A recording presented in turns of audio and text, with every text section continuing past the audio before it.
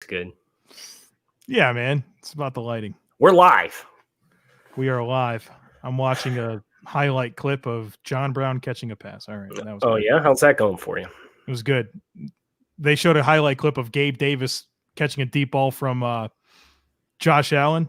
But it's like everyone's like, oh, look, Gabe Davis is playing good. And I'm like, yeah, he just burnt Trey White. It's like that's a good problem to have, though. Yeah, it's a good problem to have. So, hey, real quick, fingers crossed.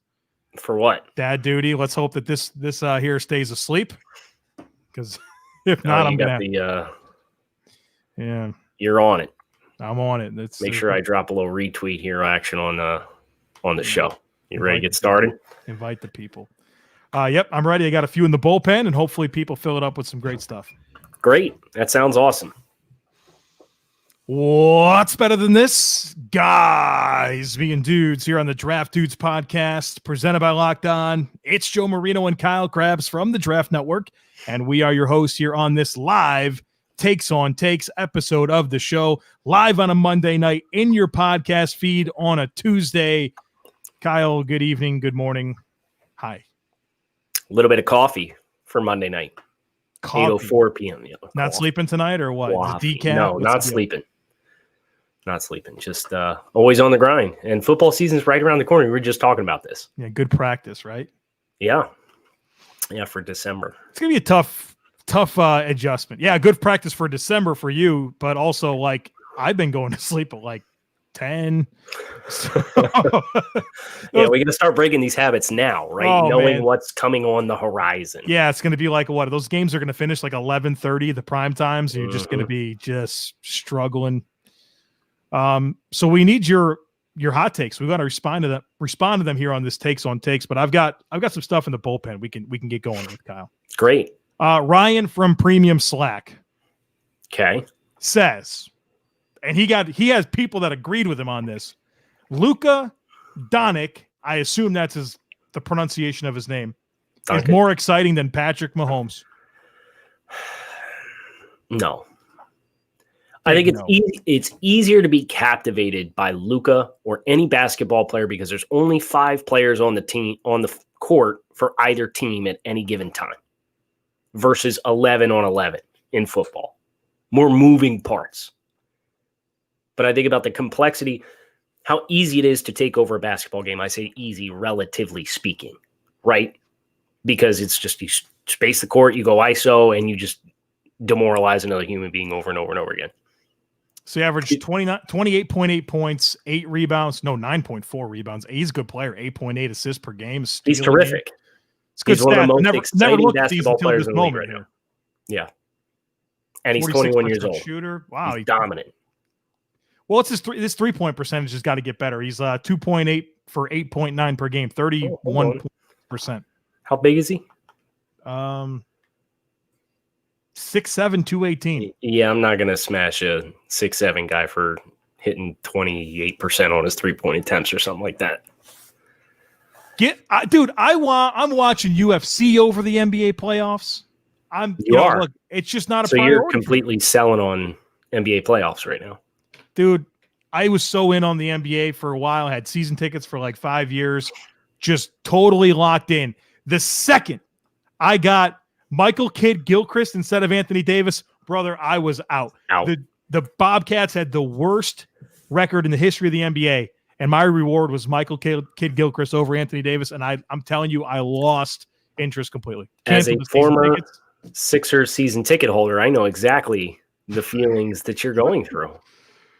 Well, you got the good players. It's just the team didn't get built properly, I guess, right? Brett Brown got fired today. Did you think that was deserved? I mean, this guy... Yeah, it's been like 7 years. Shit or get off the pot time. Didn't they did good last year? Didn't they go to the Eastern Conference Finals? No, they lost in Game 7 on that ridiculous Kawhi Leonard buzzer beater. Toronto. That's what lost... You could have been in the finals. Yeah, but then they got rid of Jimmy Butler because Brett Brown didn't want to deal with Jimmy Butler's attitude, and Ben Simmons didn't like his attitude. Well, and Ben Simmons didn't play, and you got swept.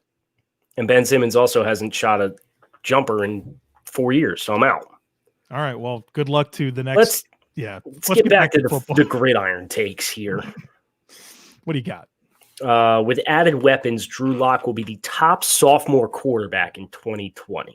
So Kyler, Dwayne Haskins, Daniel Jones, Drew Lock. That's the discussion here. Yes. I love what Denver's got brewing. I've said this a million times. Developing quarterback around developing weapons. Give me Kyler with Larry Fitzgerald and DeAndre Hopkins and Kenyon Drake in that wide open spread system of Cliff Kingsbury. I think that he's going to be the top sophomore quarterback because those weapons are proven. And I think with the normal offseason, maybe I could get behind this, but it's just a lot. I think it's a tall ask for Drew Lock with these circumstances. I don't think either one of these guys has like all the boxes checked offensively, because Arizona's offensive line, like they're bringing back 4 starters on a terrible offensive line last year. And they got Josh Jones in the 3rd round. He's presumed to be starting at right tackle now. You got to love that they brought Kenyon Drake back. And Kenyon proved during his time in Miami he could be a really effective pass catcher. And with the spacing that they present, it gave him more opportunities as a runner.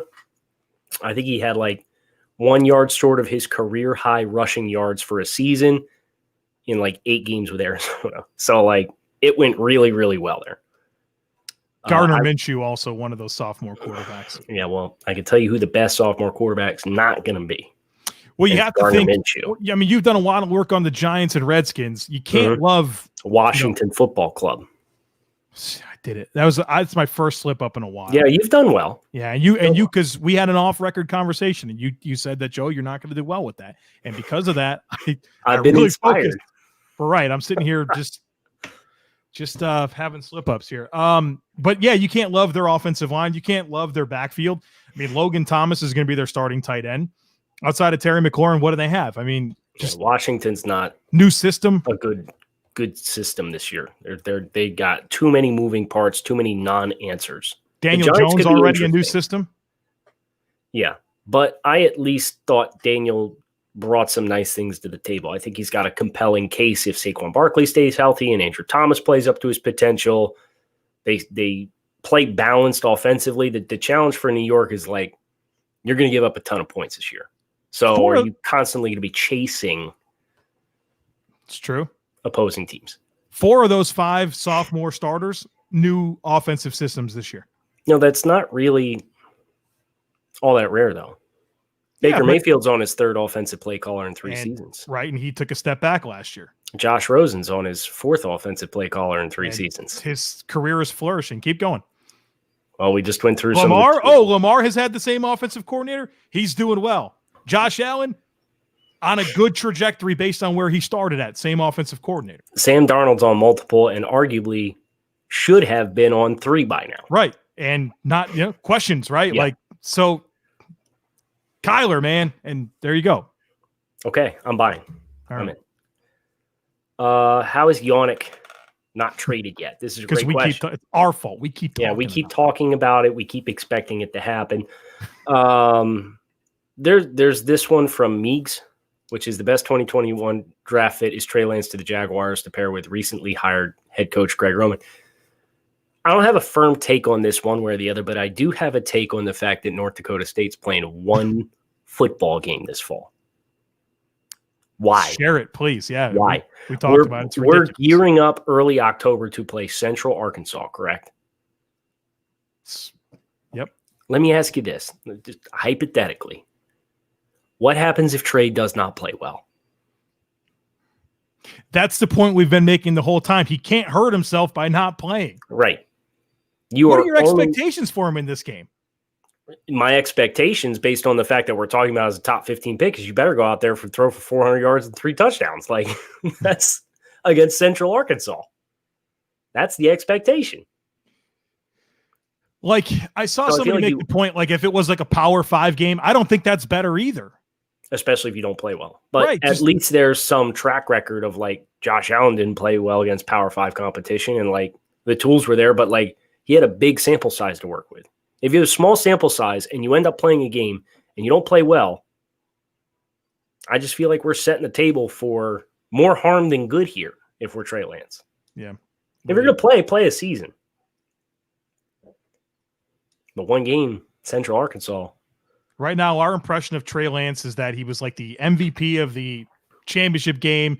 No turnovers, 40-plus total touchdowns, 70% completions, just traitsy. That's a good thing to be in our mind right now. Take from Screamin' A. Smith. Take. Cam Akers will lead all rookie running backs in rushing yards in 2020. I do know Darrell Henderson already has, I believe it was a soft tissue injury. Yep. So, table set a little bit. What do you think? If I believed in their offensive line more, I would. I mean, I think the low-hanging fruit's Clyde Edwards-Helaire, and I wish I had a more creative answer for you, but he's going to be that starting running back. He's going to be the focal point of the backfield. Damian Williams is out of the picture this year, opting out for concerns regarding the COVID pandemic. Jonathan Taylor's got a split with Marlon Mack. It's J.K. Dobbins, similar situation. Right. He might get 100 carries this year. I think about DeAndre Swift in Detroit with Kerryon Johnson, who's pretty well ahead of him and established. It's just a question of durability, and that's why they probably brought in DeAndre in the first place. I think Clyde and Cam are the two guys with the clearest path for touches. And I'll take the guy with the more prolific offense. Yep. That's a fantasy rule, right? Take the player on the better team. Yes. Yep. I believe so. Now, this one is steaming hot, and I don't agree with it at all. Where'd it go? It's from J-Rod. J-Rod. Teddy Bridgewater will have a stat line of 4,000 yards, 25 touchdowns, and 8 interceptions. J-Rod, my guy, brother. I mean, maybe from the perspective of that he's going to throw the ball a bazillion times. He's going to have 6.1 yards per attempt. Yeah, I'm trying to think here. So I'm looking at his per game stats here. McCaffrey's got to have 20 of those touchdowns in the passing game if we're doing this. Because 25 and 8, Teddy doesn't really push the ball down the field. He's going to take safe completions as they come. And they don't have bad wide receivers, right? Like Robbie Anderson, DJ Moore, Curtis, they're not bad at wide receiver. But I don't think that unless he's constantly getting guys yak opportunities, I don't feel like he's going to get that amount of passing yardage production. 250 a game. That's how you get to 4,000 yards. As a rookie with Minnesota in 2014, Teddy averaged 225 passing yards per game. Selling. He had 201 passing yards per game in 2015. The yards, I don't get hung up on the yards. It's 28 touchdown passes. That's where I probably get hung up. Is 25 and 8. That was 28 and 5. 20. No, it's 25 and 8. Oh, okay. It might not be that hot of a take, to be honest with you. They're throwing the ball a ton, spread offense, behind in games, garbage time stats, soft coverage, has guys that can create after the catch. I don't hate it. Take from Matt Siegel on Facebook. Earl Thomas getting the boot from Baltimore isn't as big of a deal as people think. They have a question mark at the position now, but he's not the player people are making him out to be anymore. I think this is somewhat reasonable. You know, Earl is not the all-pro version of Earl that he's been in the past. But he's still very experienced. He's still a good enough athlete to play single high and play cover one reps. The instincts that he has, you know, he can't quite cover up as much ground, but I thought he was a really good complement to Chuck Clark. So I do agree that it's not like this back-breaking loss for Baltimore, but it's definitely going to change the dynamics of the secondary this year. Nothing to add? No, I mean, I think about it, and the more that we've learned about Earl and, you know, the reason for that fight is because Chuck Clark's like, man, you're not in meetings, you're not in practice like you're supposed to be. You're not dialed in, and you gave up a big play. And like, here's the results of you not being dialed in. It's like, maybe there's just like more to this, that just a player that doesn't have the skill set but is more accountable and doing what he's supposed to do. Right. It leads to an upgrade. Now, if Earl's going to be Earl like we know him, then yeah, that's a loss, right? But This one's spicy. John Gruden will not have a playoff win in his 10-year deal. Whew. That'd be a real disappointment if you pay a guy $100 million over 10 years and you don't get a playoff win. And, oh, man, that's tough. Silver lining. We did Unintended. expand. Jeez. Come on, man. We did expand the playoff field by an extra team. So the Raiders, you get 9 wins, you're probably going to make the playoffs most years, right? Yeah. So over a 10-year span, I kind of like what they're doing from a roster construction. I still don't love their wide receiver room, and obviously I think they're going to need an upgrade over Derek Carr to get like that consistent push, but like I love the construction of the offensive line. I love the attitude of the players on the defensive side of the ball. They brought in some good linebackers this year.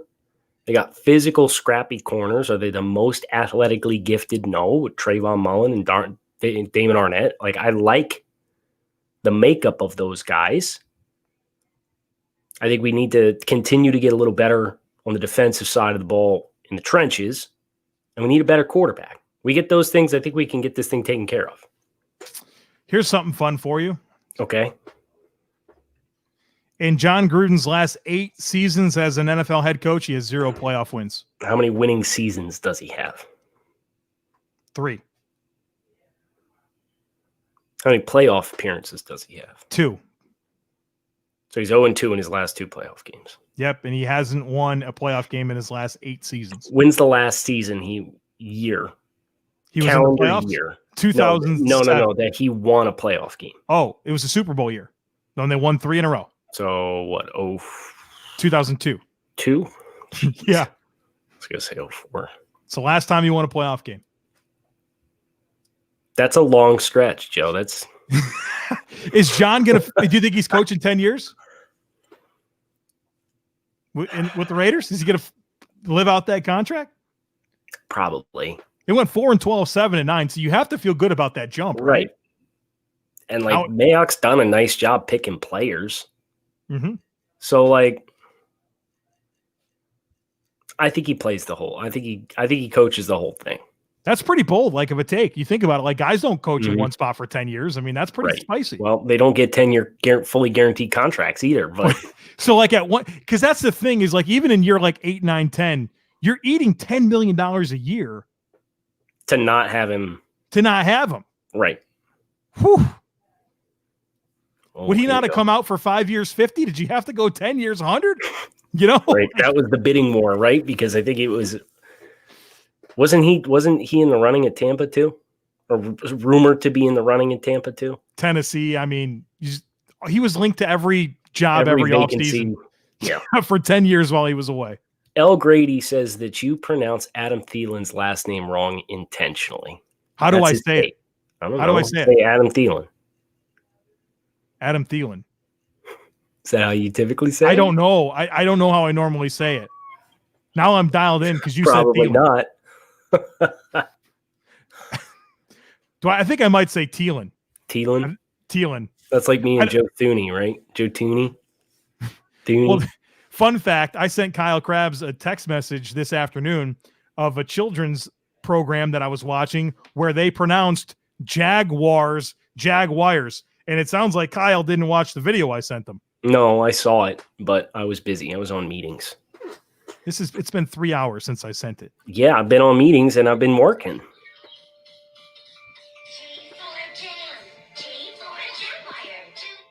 You hear that? Yeah, Jaguars. But it's a regional pronunciation.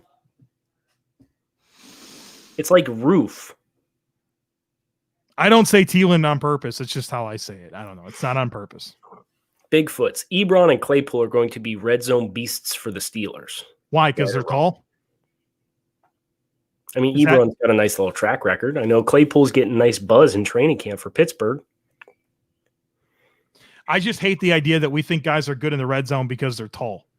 There's no correlation between being tall and being good in the red zone. What correlates to being good in the red zone is separation skills. Well, you can be a good contested catch guy in the red zone. Right, but I think it's such like we slap this red zone monster label on every guy that's tall. What's the Jimmy Graham effect, right? Jimmy was a terror in the red zone when he was in New Orleans. And then he goes to Seattle and they don't know how to use him. Guys that are good throughout the entire field are also good in the red zone. So you are a separation over contested guy in the red zone. Shouldn't everybody be? I don't know. I think there's a compelling case to be made, that you can swing that either way. Vertical separation. Right. I believe in that. Yeah. Well, vertical separation versus like route separation. Two different kinds of separation in your book is what you're saying. Yeah, I agree with that. Okay. Oh, here we go. M. Webb. Jimmy G is the worst quarterback in the NFC West. Did we agree with this? We just ranked quarterbacks for the premium, the team guides. Can we pull it up? Yeah, please do. Meanwhile, I'll plug the team guides since that's what I've been working on for the last few hours. We have done a comprehensive deep dive into all 32 teams for TDN premium services. And it's anybody who is TDN premium, you get the opportunity to have a comprehensive outlook of where your team is at this point in time, how their decisions of the past, their investments of the past have led them to this point in time, what our expectations are, and how that's going to forecast to the next couple of years for your respective teams. There's schedule prediction. We break down the rosters. We break down the spending power that the teams have from a salary cap perspective, how much flexibility they have. We say this is a win now team. This is a team that's building for the future. And these are how these decisions and how this decision-making process has led us to this decision. So as a part of that, we ranked all the head coaches, all the rosters, all the quarterbacks, salary cap flexibility, draft capital, you name it. Jimmy G's the worst, isn't he? No. Goff? No. Oh, it's Kyler because he had a 1-year sample size. Yep. Yeah. But we, generally speaking, appreciated everybody. They were all in the top the top 17. Yeah. Spoiler alert. One of them finished 17. Not a math guy. Any takes stand out to you? What about Sue Ann's question here, or take? Okay, jump on Sue Ann. Dwayne Haskins will have a better year than Daniel Jones. This is such a fun debate, primarily because you and I have bet on Washington versus the Giants. Well, let me just tell you how thrilled I am about Joe. Let me backpedal off my Joe my Judge head. just ripping his team apart every day in training camp. What are we doing here? You're going to ram him through a brick wall every single day of practice and teach him you got to be tough. I think they know how to be tough, but like professional athletes, man. He's making the coaches run. Position coaches are running with the players for goofs. Like, if this team starts slow, these players are going to be like, forget this, man. This is nonsense. I'm not doing this. I like the Giants' offensive personnel. I do too. They got some really nice pieces. But I think Washington has the strongest unit out of anybody with their front seven. They are really good front seven. You hear that? You good? Yeah. I don't know. I think somebody just fell through the roof out there. I think Dwayne Haskins has the potential to have a better ceiling, but he's not set up for better success. The offensive line is a problem in Washington. We lost our young running back in Darius Geis, gone off the roster. The only redeeming quality that I could see bringing him to a better season than Daniel is if Daniel continues to struggle with the turnover-worthy plays and Dwayne and Terry McLaurin just blow it out of the water. Don't you feel like that fumbling stuff is correctable, though? It should be, but 18 is a lot. It's a ton. And it's like the fifth most single-season recorded fumbles in the history of the NFL. It's a ton of fumbles.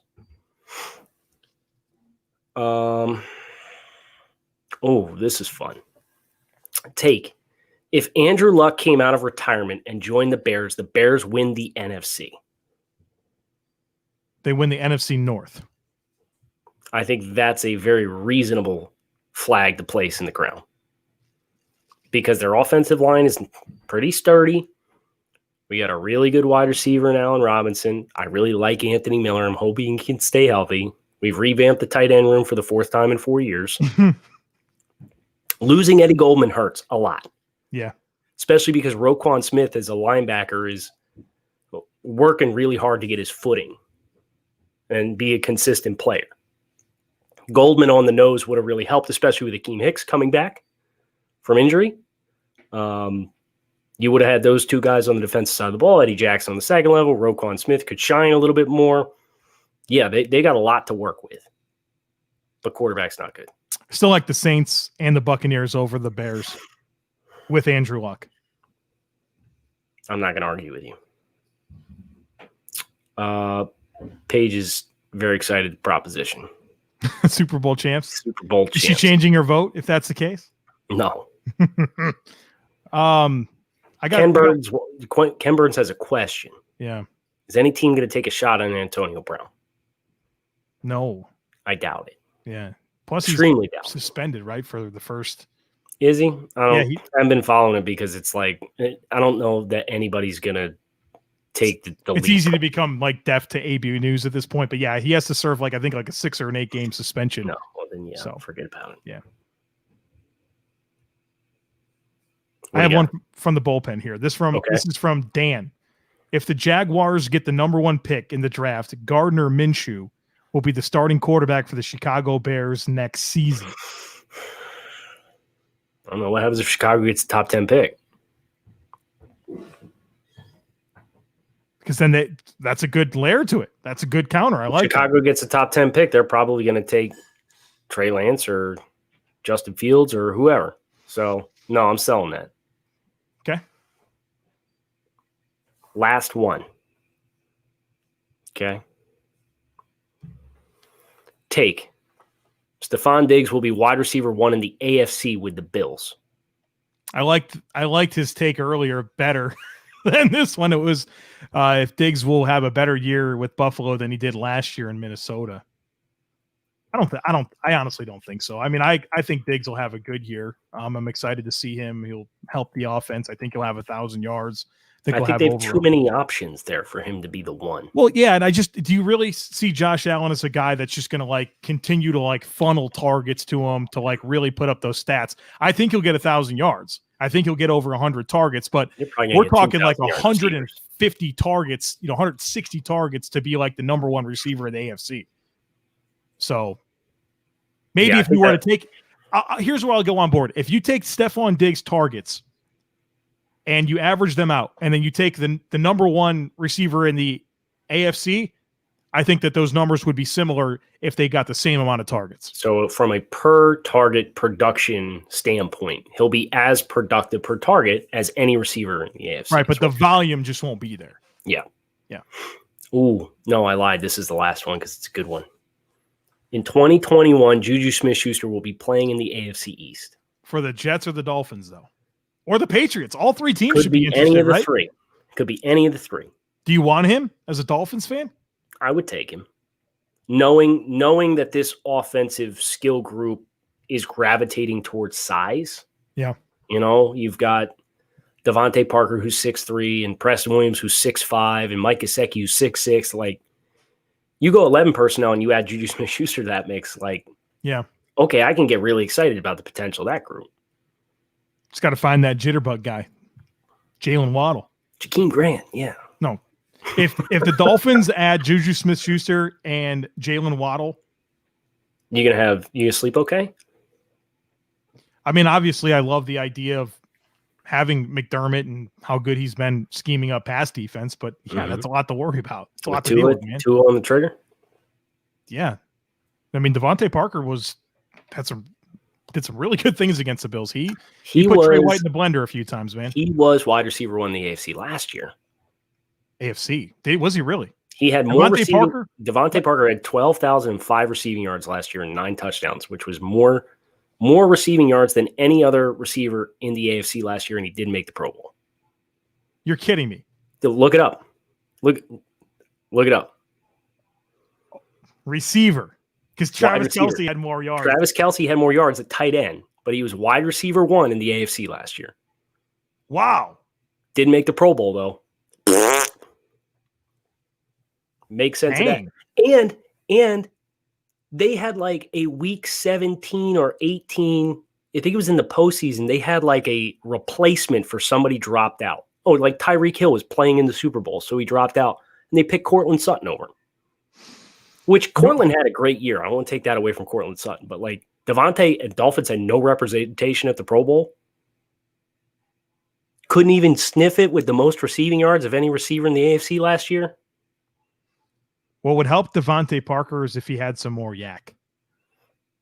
Not that that's ever really going to be. He was like the 74th best receiver on a per catch basis in rack, and he was the best Dolphins receiver in yak last year. I think they don't have anybody that can win after the catch.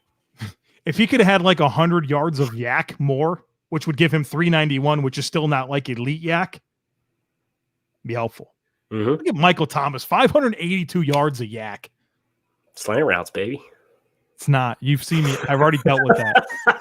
I've already dealt with that in premium slag. Who would have known Joe Marino would be such a New Orleans Saints stan? Listen, I was tasked this summer with, like you said, going into the set, you said, Joe, you got to know your teams like you do the Buffalo Bills. And so I dug into them, and I wanted to know if that was true about Michael Thomas, because that's all I heard was about slant. It's not slants. No. Yeah, he's great at slants. He's also great at everything else. I think they said if you took away his slant routes, he'd still have like 1,200 receiving yards last year. He still would have led the NFL. Exactly. Yeah. Okay. So we're okay. We're done here too. We had a good time. Takes on takes. It never disappoints. Listeners brought some really good takes tonight in the comments section. If you're listening to this as a podcast on Tuesday or later in the week, Monday nights, 8 p.m. Eastern Standard, you got to check it out. YouTube, Periscope, Facebook Live. We interact with you guys in real time. You provide the takes. We provide the reactions. Kyle Krabs, Joe Marino, thanks as always for listening to the Draft Dudes podcast. We hope to see you guys again later in the week.